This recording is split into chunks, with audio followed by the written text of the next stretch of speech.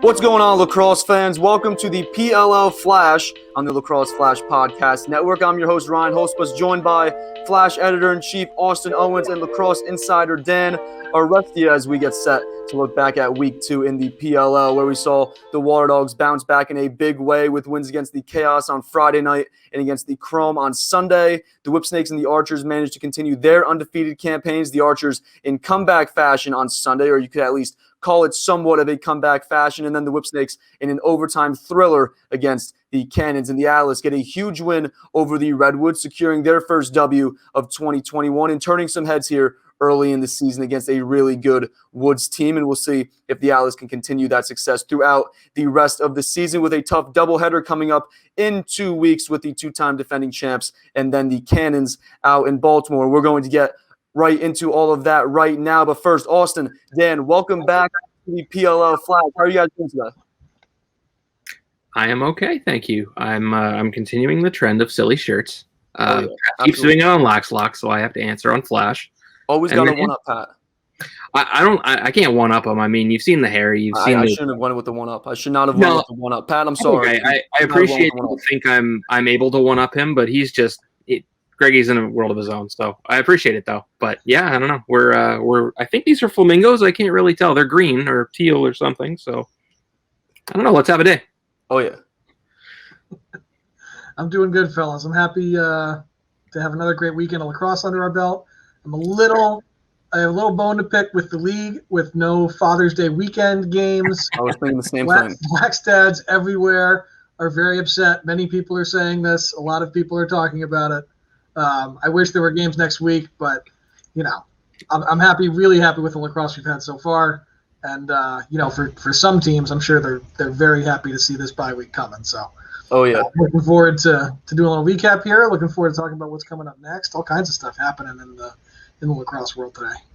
Absolutely. Hey, people are talking about it. We are here. We are giving it a microphone. We're bringing it up. We're very upset here. We don't have lacrosse here on Father's Day weekend, but we will be all right. We had another exciting weekend of lacrosse in the books this past weekend, and unfortunately, as you said, we do have a week off here until week 3. Our first weekend of no lacrosse since like early February, but week 3 will be here before we know it. In Austin, one team, Dan mentioned it there. A few teams want to see this bye week, but I would say one team that probably does not want to see this bye week right now is the Waterdogs. I'd imagine they want to keep this hot weekend rolling, as it seemed like everything kind of came together here in week 2 and clicked. So like what we expected of this team, it all came together here this week. Kind of made last week's loss to the Cannons look like an anomaly.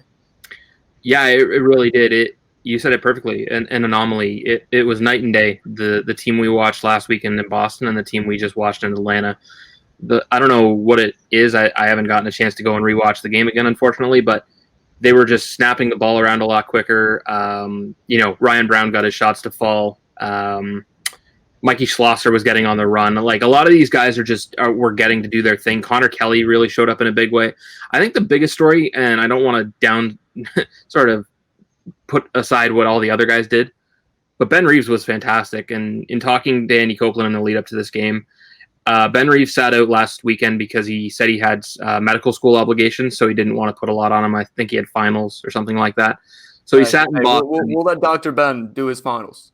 It's a pretty big deal.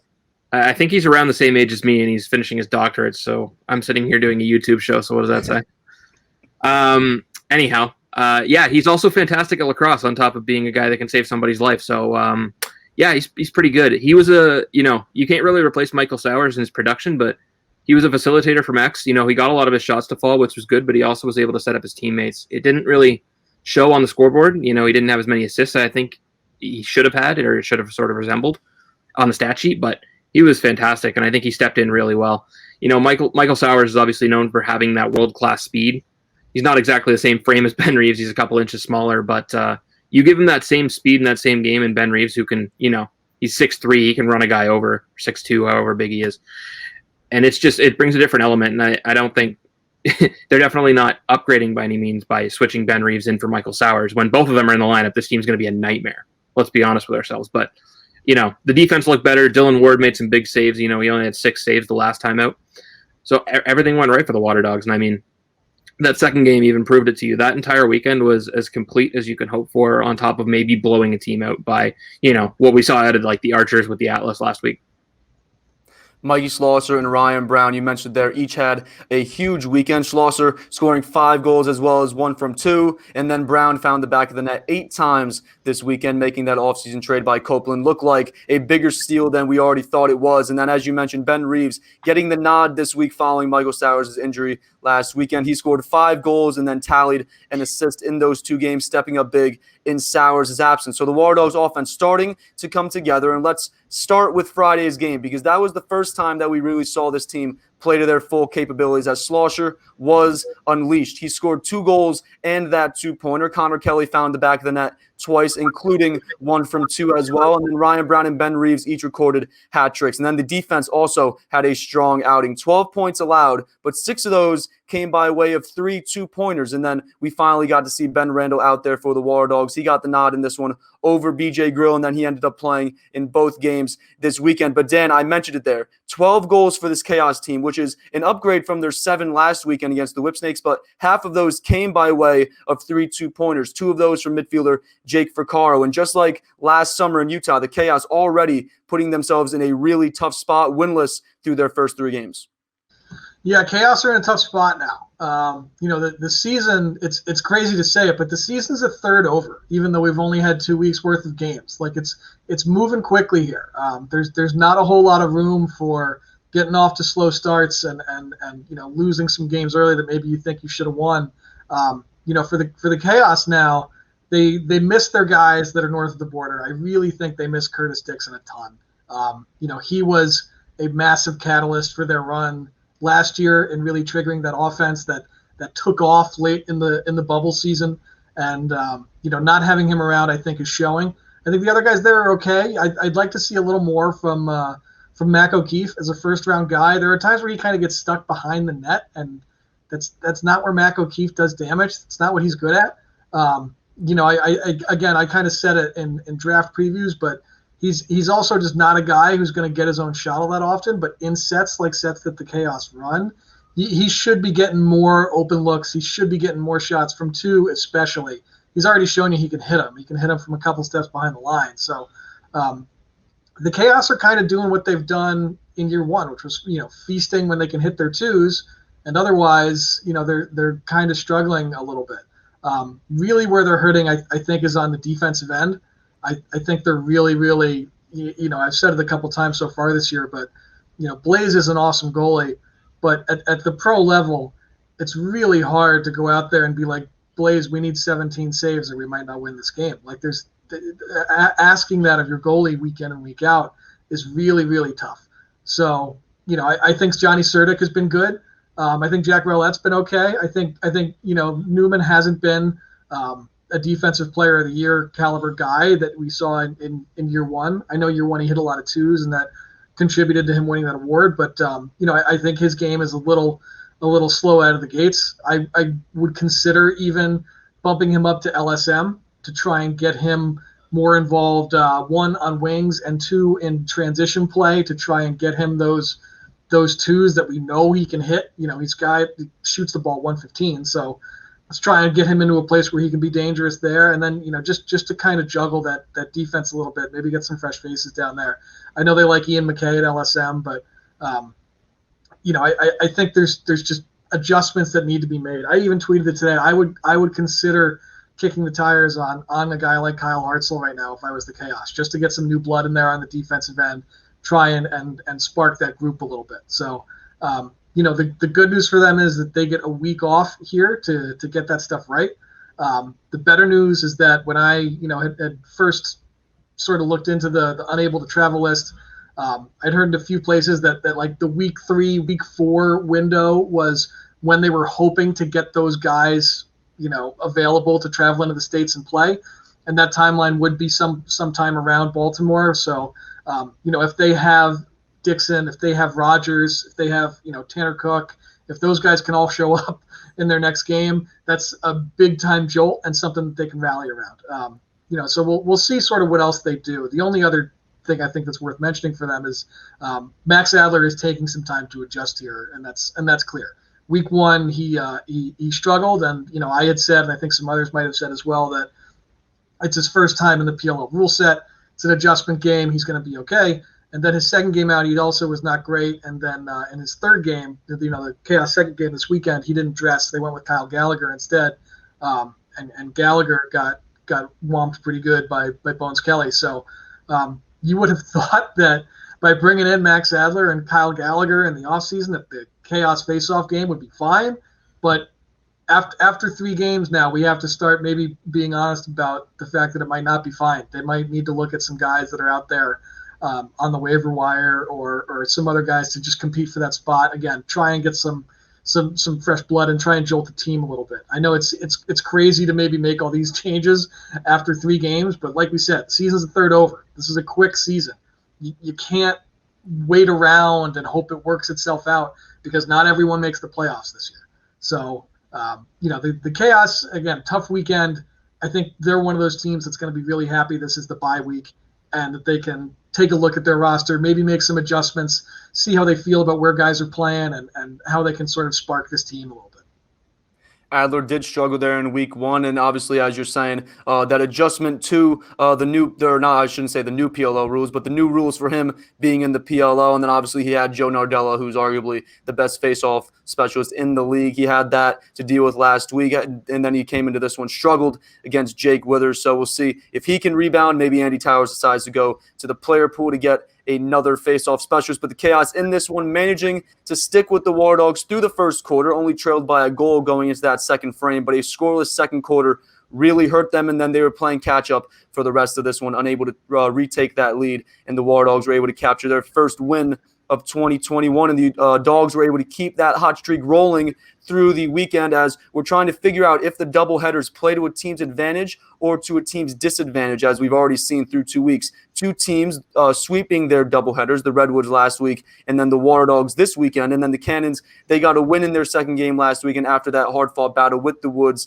in the opening game of the season. But the Chaos through 2 weeks, the odd one out, as it seems like these other teams managing to thrive on that long weekend. We'll see if that continues into week 3 and the rest of the season. But like I said, the Waterdogs able to complete the weekend sweep with a 14-9 win this past Sunday against a banged-up Chrome team that was without Jordan Wolf and Matt Gaudette. Jesse Bernhardt also went down with what looked like a non-contact injury. We haven't heard much regarding his status, but it didn't look good. Fortunately, he was able to walk off the field on his own. But Austin, you think about the abbreviated season that the Chrome were able to put together last summer. Coach Sudan in his first year at the helm, bringing in a ton of new names, and it works. They won 3 or 4 group play games, before dropping out in the playoffs against the Chaos. But the Chrome looking like one of the better teams last summer out in Utah. So this wasn't the start that Sudan or this team envisioned, but banged up with a week off here, unlike the Waterdogs and kind of like the Chaos, a team that's kind of they're defeated at this point, a team that's probably welcoming this week off. But how does this Chrome team turn around with a date with the 2-time and undefeated defending champs in Baltimore coming up next?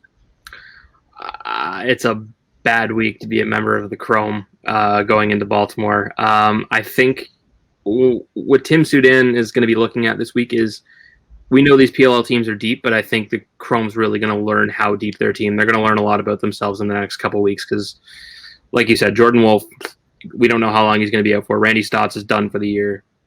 Jesse Bernhardt, we don't know what's going on with him.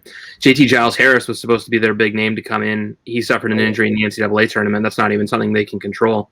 So it's one thing after another. It's just one of those seasons where your team's snake bitten by injuries, and it happens. It seems like it happens to one team a year, honestly. But yeah, I don't know. The Whip Snakes are not going to be an easy time. I'm assuming they have them in the second game of the weekend. So the Whip Snakes might be tired. They might, come out and play a little bit slower, and the Chrome might be able to take advantage of that. But they're going to have to play a perfect game to beat the Whips. I'm sorry to Chrome, but their team is good. I really like their team. I'm a massive Jordan McIntosh fan. I know him. Obviously, he's Canadian, but I know the guy, and I know how great he is.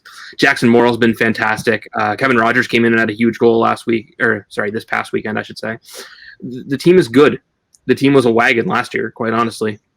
A little bit of a sideshow because of the whole Matt Gaudette thing that happened with Chaos last year, but they were a wagon. Nobody really expected them to come in and blow the wheels off the league like they did last year. And, if not for a hot chaos, I think they probably make a run last year. But it's not last year anymore, and, you've suffered a lot of tough injuries. So those guys have to step up, your Justin Andersons, your Kevin Rogers, your, Jackson Morrells, those guys.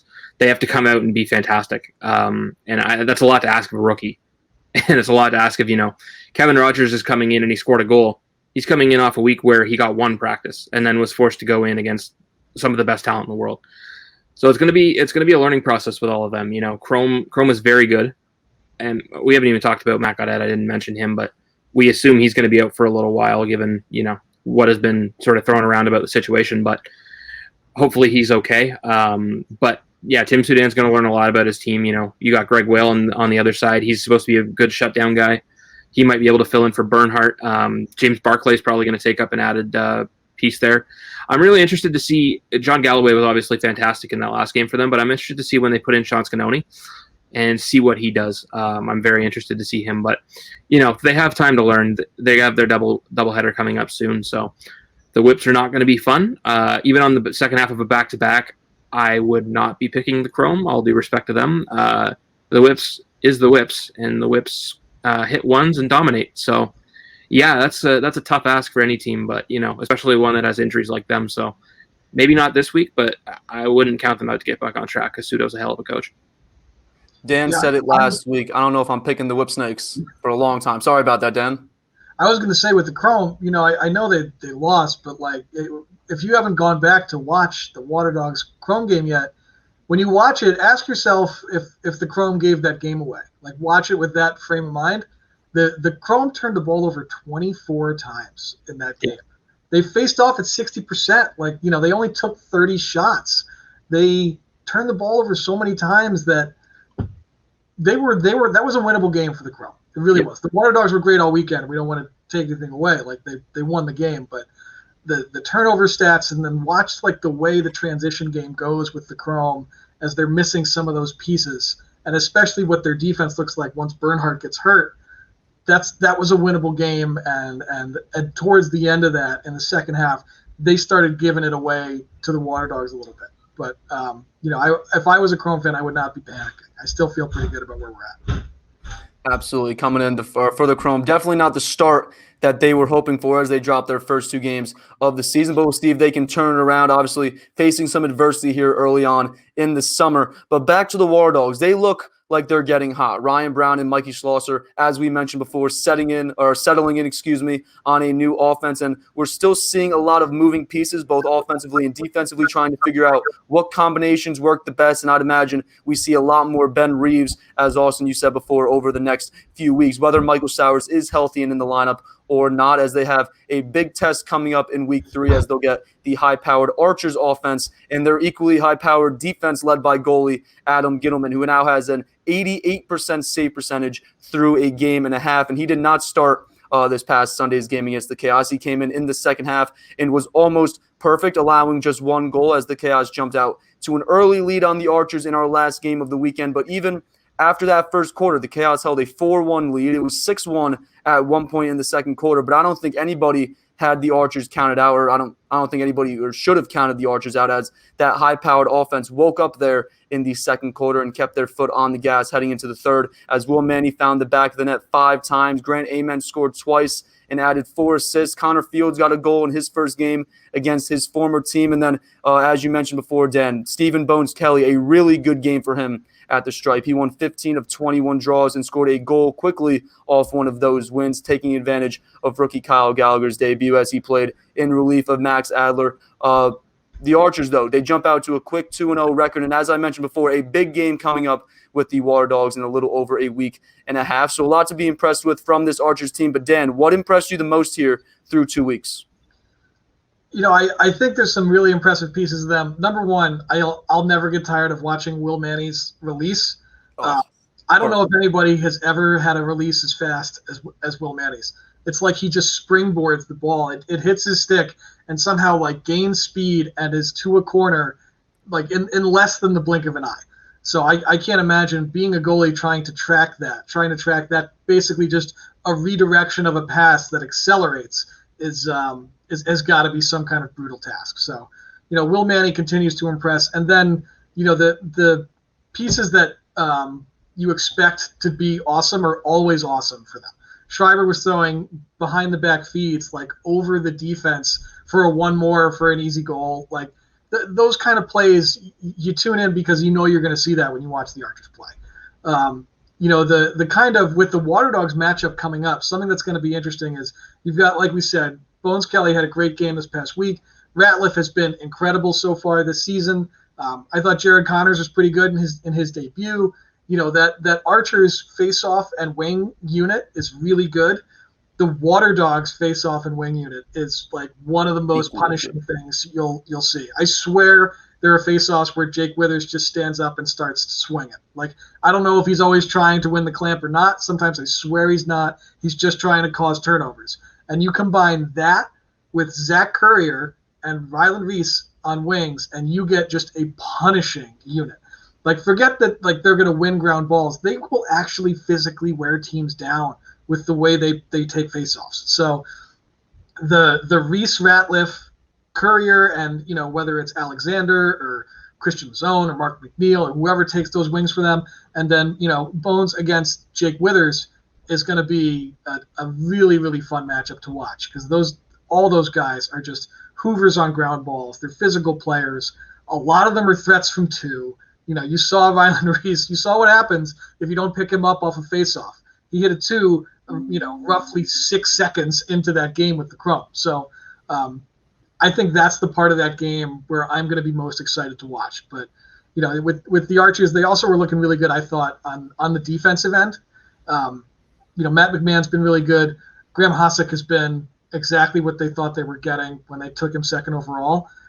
There might have been, to this point, you might say there are other guys in that entry draft who were better. I don't think there's been a better fit for the team that drafted them than what Hasek has done for the Archers to this point. So, I think we could also would want to keep an eye on the Archers goalie situation a little bit.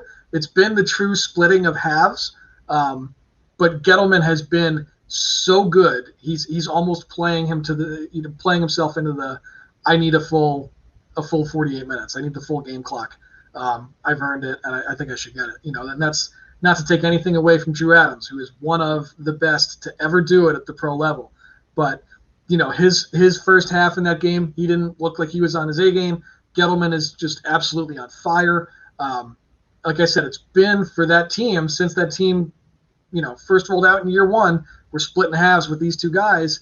But Gettleman has been so good, I think it might be time to just see what it's like if you go with him for a full game. And knowing, of course, that you still have Adams there if it doesn't go well. But Gettleman's been so good. It'd be hard if I was Chris Bates to say, I'm going to take this goalie out of the game right now.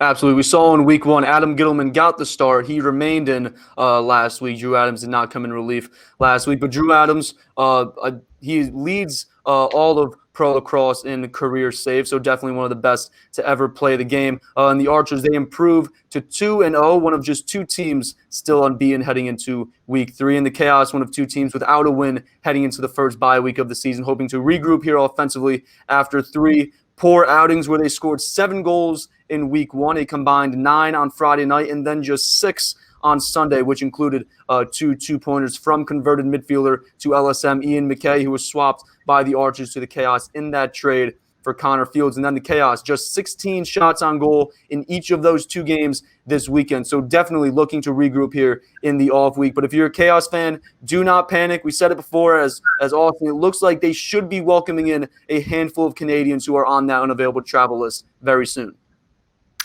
Yeah, I am very excited to see the Chaos bring in those guys. As Dan said, Curtis Dixon is, I don't want to say catalyst, but he's up there with the guys that sort of churn the butter, if you will, for the Chaos. Challen Rogers is going to be a huge piece. He's a guy that I think is wholly underrated. Not maybe underrated in lacrosse in general, but in field specifically, he went late in that entry draft, and from talking to teams, there were a couple that were kind of interested in him. So there were suitors for him that Chaos got to him. And I think, Kyle Jackson was very good in there, but I think once Challen Rogers fits in, You might see a KJ or a Salcido even. Sergio Salcido hasn't really gotten off to a hot start. I think the two-way intangibles that Talon Rogers brings to the table, I think he might actually bump one of them. It depends though, because he needs time in the lineup. He needs time to get ready. Ryan Smith, a really underrated player from RMU. He was top 5 in the nation in scoring this year. He was up there with the Chris Grays and the Michael Sowers because he was leading Bobby Moe in scoring, and he's been leading Bobby Moe in scoring for a couple of years now. He's been fantastic. Bobby Moe kind of gets a couple of the headlines because Jimmy Perkins is in about his 18th year of college, but it is what it is. Ryan Smith is fantastic, and I'm forgetting one more off the top of my head. Who am I forgetting, Ryan? You mentioned Curtis Dixon. You mentioned Challen Rogers. Tanner Cook. Thank you. Tanner Cook. He is somebody we had down for Chaos in the college draft who we were very excited about because we thought he would be an absolute dominant human force when it came to inverts in behind the net. I think he's a guy that, we've talked about Chaos playing this positionless offense, and I think he fits it perfectly because he can play attack. He can also play the midfield, and he just does both perfectly. And if you put him in the midfield, you put a shorty on him, he's going to go down and he's going to physically dominate the guy. He's going to lean into him, and he's going to really, make him pay for playing physical with him. So all these guys are very interesting. I think what's really intriguing or really exciting is, sports is really getting back to normal in Canada. Today, the CFL announced that they were going to have a season, which is really exciting for me. Being someone that covered the league, I'm very excited about that. But, border restrictions are lifting. You talked about sort of the idea of when these guys would be coming back in the lineup. I'm very excited to see, if they're able to travel. Double vaccinated people, for all that don't know, in Canada in the future are going to be able to go back and forth across the border without having to quarantine. So that's the big thing is, Challen Rogers, from all indications, he's running summer camps with the Toronto Rock because he works at their training facility. That's why he's not down here. Curtis Dixon has work obligations. Brian Cole's the same. It's all sort of that stuff. But, that really opens them up. If you can travel on the weekend and, you play a Sunday game, you're done at, 6, and you can travel back into town and be ready for Monday. That's a huge boost, obviously, and that's what these guys are looking for. As soon as that lifts and they don't have to quarantine anymore, they're fine. Trey Leclerc is another guy for the Archers. He posted a photo of him down in San Diego. So Joe Size, the San Diego Seals owner, he's obviously a big investor in PLL. It seems like a lot of those Seals guys that are Canadian are just going to live down there, and they'll make it work. So as soon as those guys have their visa issues figured out, we're not just talking about the Chaos here. There are a ton of teams that are missing Canadians. So I'm very excited to just see these guys suit up, first of all, but also to just, for Chaos specifically, I'm excited to see what these additions do because obviously Towers focused a lot of his offseason on, adding these big-name Canadian guys. And Curtis Dixon, obviously, his production last year, 17 points, speaks for itself. He was fantastic. So a really key cog, I think, if they get those guys in, they could turn it around. Long story short for you there, Ryan. Absolutely. A ton of teams looking to get a few of these Canadians in. The Chaos, though, most notably hoping to get some much-needed reinforcements here in the coming weeks, especially, as you said, from the likes of Curtis Dixon, Challen Rogers, a couple rookies that they've been without through the first 2 weeks of the season, expecting them to make an impact. We'll see if the league can get those guys situated and figured out here over the extended Father's Day weekend. But moving along here, the Atlas come out of week 2, and it seems like they're starting to figure things out as well as they get a huge win over the Redwoods, who came in fresh off their doubleheader wins last weekend in Boston. And coming into this one, we had the face-off battle pegged as the matchup to watch between T.D. Erlin and Trevor Baptiste, who for the most part split the draws evenly, but rookie Jake Caraway came in and stole the show. He scored 3 goals along with another from distance for the Atlas. Mark Cockerton, who was picked up off the league's player pool during the week by Ben Rubier, he cashed in for 2 goals and an assist. And Eric Law, after a quiet week 1, scored himself a hat trick along with an assist. And then on the defensive end, one of the big question marks that we called out last week was the absence of LSM Craig Chick, and he made a huge impact in this game, forcing 3 turnovers and collecting 5 ground balls in the 12-9 Atlas win as the Redwoods dropped their first game of the season. And Dan, none of us expected this one. In fact, all 10 of us that make picks for Flash each week had the Redwoods winning this game. I had 2 parlays riding on the Woods this week, further damaging my Bosa's Bets record. But Atlas showing out here in week 2, getting a very important first win. Yeah, I mean, I don't think it was unique to us to all pick the Redwoods. I think the PLL pick'em thing that they do, I think 7% of people in it thought the Atlas were going to win this game. And I mean, before the game, I was like, are those 7% of people all right? Like, they're picking the Atlas in this? But I mean, shows what I know, right? But you pointed out the rookies, the young guys that came into this game, real difference makers.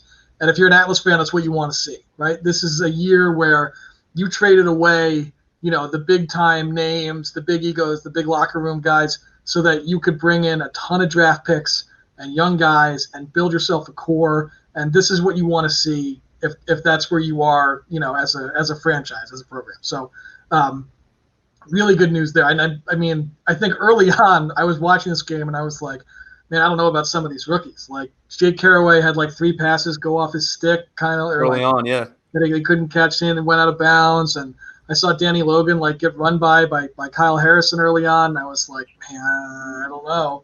We love Kyle Harrison. Over, Jake Caraway is making Sports Center, and Danny Logan's got a face-off win against TD Erlin, and he's got a goal, he's got an assist, and he's looking way more comfortable. So the maturation and the acclimation to the PLL game for these guys, if it's happening quickly for them, if we're 2 weeks in and they're ready to be, in Caraway's case, looks like you have a star on your hands.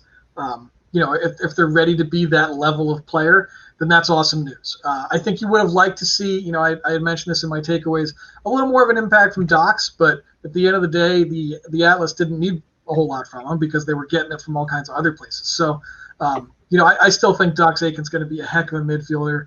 I think Costabile I think he's going to be, my replies would tell you he is, a top 5 midfielder in the league in the next year or two, 3 years at most. He's anywhere above GLE, he can draw a slide. Anywhere on almost anybody. He's really, really become great at getting separation from his defender, and he's very much a shooting threat from all angles and from distance as well. So you have, I think, the key offensive piece you want to build around in him, and then you have these other really nice pieces around him in Buccaro, like we've said, Caraway. I think Romar is still looking pretty good for them. He can still dust somebody off the dodge and draw a slide almost anytime he wants to. So, you want to see that maturation and that growth keep happening for that group. And they're going to, go out there on Friday on Homewood against the Whipsnakes in a couple of weeks. And, Friday Night Lights kind of deal. You're going to learn an awful lot about those young guys and how ready they are for that stage. And that's the most valuable kind of experience they can have is playing, defending champ. Spoiler, 7% of people are going to pick them to win that game too. Nobody's going to pick you this week, Atlas. I would say maybe even less. So, yeah, they'll get that. They can carry that on. You saw Crawley in the locker room after the game pointed out to the team, 7% of people thought we were going to win. So, and again, credit to guys like Crawley and Eric Law, who leading this team are, the kind of leaders you want to have, great locker room guys, and Law has just been so good for so long. The attackmen on this team getting to learn and play with a guy like that is going to do them, wonders over the course of their careers. So, and I think the Atlas are going to learn a lot, like I said, against the Whipsnakes coming up. I'm not going to pick them to win that game. I don't think they're going to win that game, but if they can battle and try and hang tight with some of these guys, Baptiste and Nardella will be great. Baptiste maybe even can win the face-off battle. There's not a whole lot of guys you can pick against Joe, but maybe Baptiste can get their 50-50 or even tilt it their way a little bit.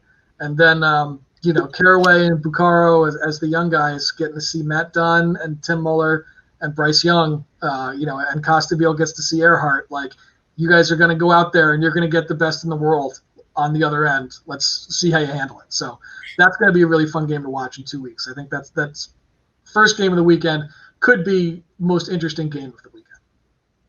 This Atlas offense starting to come together, and then we were talking about Canadians before. Jeff Teat should be joining this team soon. We're hoping very, very soon there for Jeff Teat. We all had the Redwoods, though, in this one, and by all of us, 93% of PLL fans had the Redwoods. Some of us, unfortunately, had a little bit more weight on it than others. But the over-under, and I'll repeat it again, anything above 25, snag the under, as we did have one game hit 26 goals. That was the Friday game between the Waterdogs and Chaos. And then the game we're about to talk about next, the Whipsnakes and Cannons, they went up to 29. But the theory still remains, if an over-under is set at 25 or above, obviously depending on the matchup, take it. You'll hopefully be happy with the result. And then we did hear about, obviously on Friday night, that it's the 2-point goals only count as one. we're not counting that. We're counting the 2 as the 2s. We're adding up the score there for the over/under. We're not messing around with that. But our final game of the weekend, it was actually our first game on Saturday, and it was the game of the week as the Cannons took the Whipsnakes into overtime. The Whipsnakes able to pull it off and keep their winning streak alive, their undefeated streak for now, I'd imagine 660 days probably. They keep that streak alive. A clutch goal from John Haas in overtime is the difference in this one. And then Joe Nardello was perfect, almost perfect, I should say, from the faceoff X. He went 16 of 29, 11 ground balls, and then he had 3 assists there in transition. Zed Williams finishing all 3 of those goals. A great win here, Austin, for this Whipsnakes team. And the Cannons team took them to the edge. Great game for the Cannons as well. If it's okay with you, I don't want to talk about the Whipsnakes, who won the game, which is really silly, but we know how good the Whipsnakes are. The Cannons are 1-2, and they are a hell of a 1-2 squad. Oh yeah. I don't know what you can say about them, honestly. They've been unbelievable, and they've taken the Redwoods and the Whipsnakes, 2 of the premier teams in the Premier Lacrosse League, to 1-goal games. One of them to overtime, where one shot goes their way, they're 2-1. Like Stephen Rafis has been unbelievable. Lyle Thompson's Lyle Thompson, and I have something else to say, if you don't mind, after about Lyle Thompson. Paul Rabel's been fantastic. He is back officially. Girlfriend news aside, which took over the headlines during the week. Good for you, Paul. He's back. He looks fantastic. That individual effort against the Whips was unbelievable. It was what you love to see out of a guy that it's not that you don't expect Paul Rabel to go in and get those 50-50 balls, but you're not asking him to dive head first into 4 Whipsnakes and then finish a ball from his knees. Like, it's not a play, especially at 35. You're not expecting him to go in and do that. You expect maybe a rookie to run in there, but he's fantastic. The defenses look great. Brody Merrill looks really good. I think that was sort of an Achilles heel that we saw at the beginning of the year. Jack Keelty's settling in. I've really liked Holden Garland. I've really liked Jake Pulver. Reese Eddy has looked really good. I know he got in some hot water for the whole Sauer situation, but the whole units look good. And how about Drew Simino? He was fantastic. I mean, he held Joe Nardello to 55% at the stripe. Who can really say that nowadays? Like, it's as good a performance as you can get. Andrew Q, I think, was very snake-bitten, which is unfortunate. He missed that open net, and he got stuffed by Bernlohr, but then he scored the biggest goal of the game for the Cannons with over a minute left and tied that game up and sent it to OT. So kudos to this whole team. They are unbelievable. And I don't want to speak on the Whips because, I mean, they haven't lost in 2 years now. There's no reason to speak on them. Their team looks the exact same, and they're dominant no matter what. It was funny actually watching Twitter because it's kind of like, it's like, I can't even think of a sports equivalent to it. Maybe like a Brooklyn Nets this year where it's like the super team and some team gets really close to beating them and everyone's like, oh my God, it's going to happen. And everyone was like, Cannons, like they were everyone was excited. And then the Whipsnakes score and it's just, everyone's just deflated. But, they're dominant. It is what it is. The Cannons are going to be a playoff team this year, and I hope I don't regret saying that at the end of the year. But if they keep playing like they are, then I'll be right. So I'll be very happy. Like they'd have to fall off a cliff in order to not do it. The results are close, and every team is beatable. So I could be very wrong, but they're doing the right things, and that's going to put them in a good spot. Really quick on Lyle Thompson, I wanted to say, because a lot of people were asking on social media about the orange tie he had in his hair. And I don't think we've discussed it on the show, but it was a big thing in Canada. A couple of weeks ago, 215 Indigenous children were found in a mass grave at a residential school in Kamloops, British Columbia. It is a horrific thing, and it really brings to light sort of, everyone likes to think of Canada as this fantastic place that's kind to everybody, but that really shined a light on some of the more horrific parts of our history. And Lyle's a class individual. I'm not surprised he did that at all. And he's the face of Indigenous lacrosse, as he should be. He's an incredible athlete, but he's also an incredible person and a spokesperson for the game. So I really appreciate him bringing that to light, that he celebrated those 215 individuals. So thank you, Lyle, for that.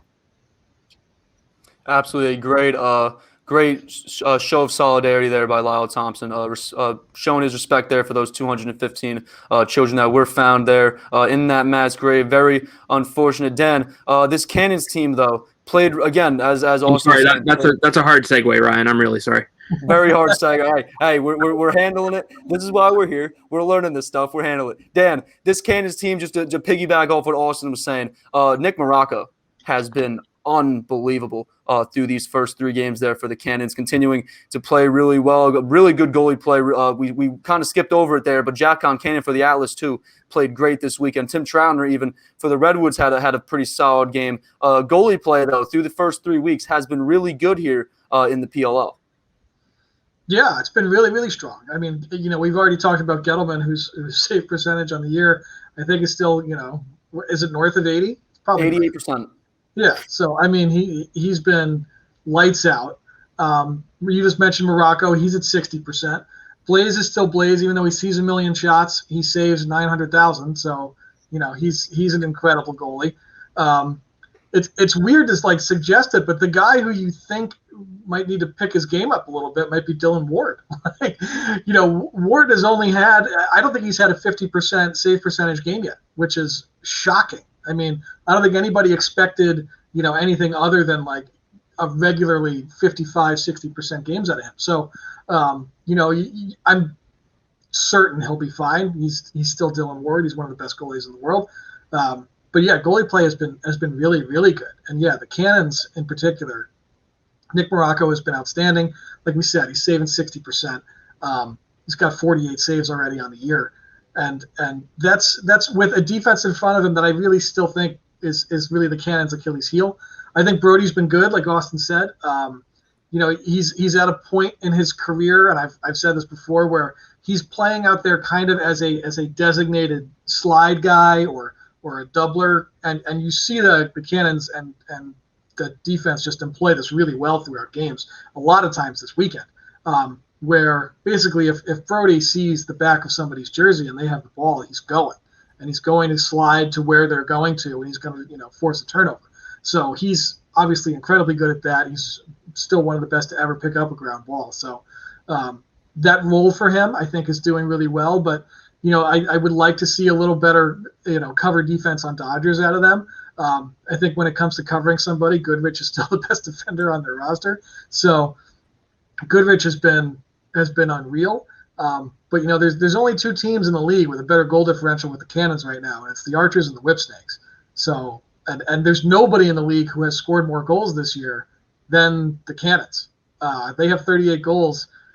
And they have an extra game. The Archers have 30 in 2 games. So if you want to say they're averaging more in a game, okay. But, the Cannons can score. And the Cannons are getting good goalie play. And their face-off play, like we said, has been solid. So, I think this Cannons team is, like we said, poised for a playoff run. I think they showed against the Whipsnakes that they can hang with anybody. That's a game where they took 5 penalties. They took 3 in the first quarter.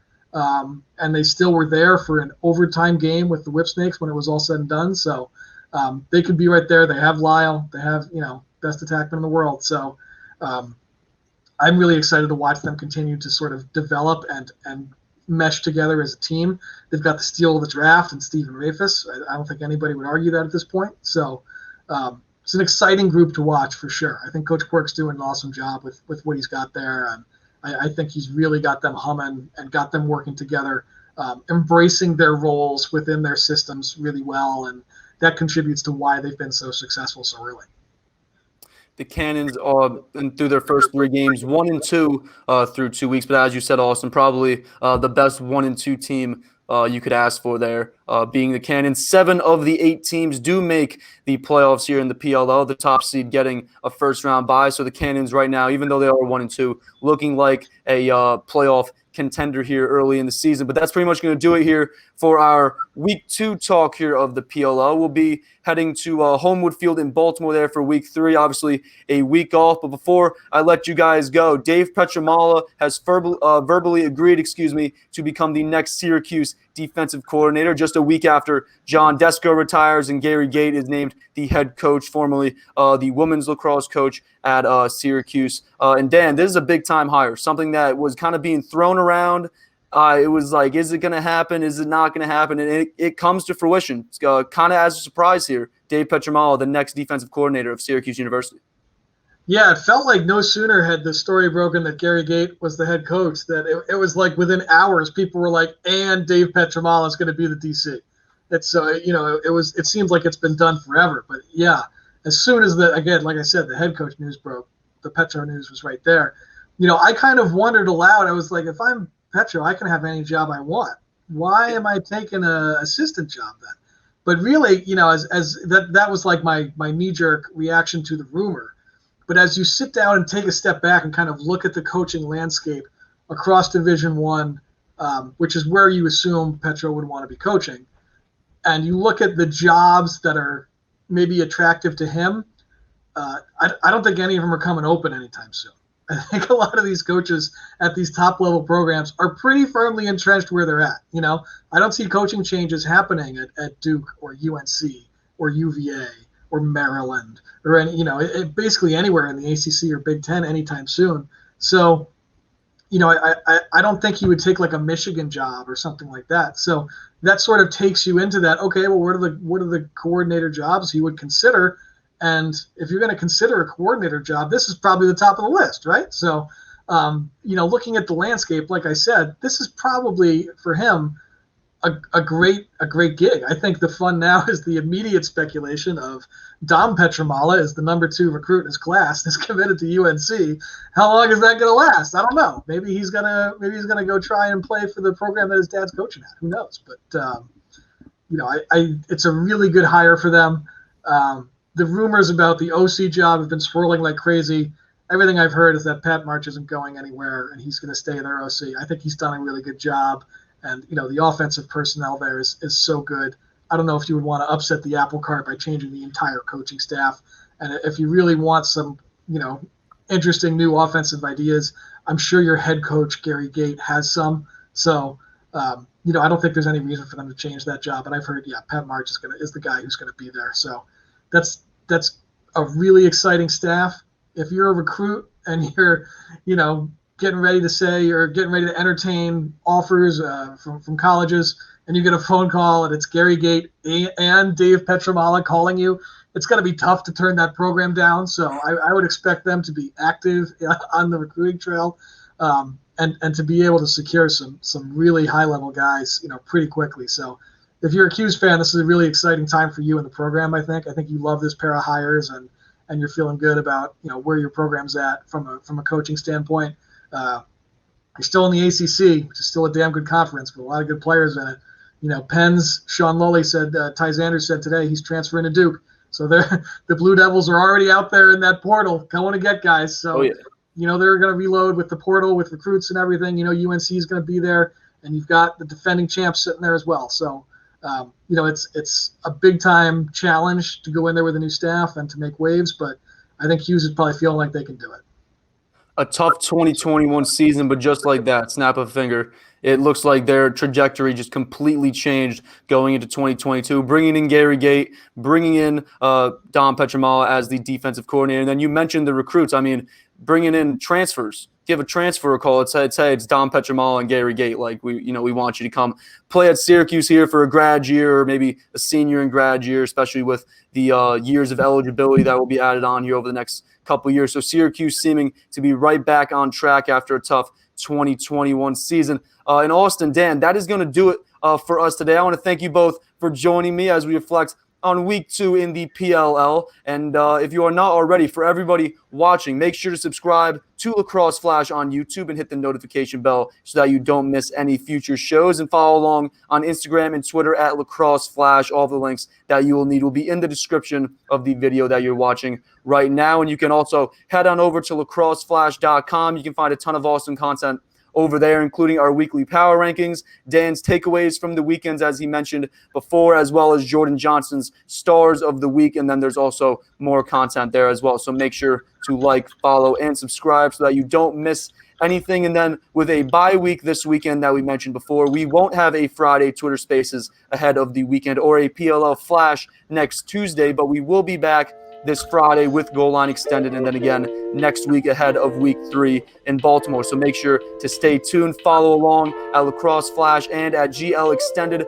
for all the latest. But week 2 of the PLO is in the books, and we are on to week 3. I hope you all have an incredible week, and we will talk to you on Friday. Cheers.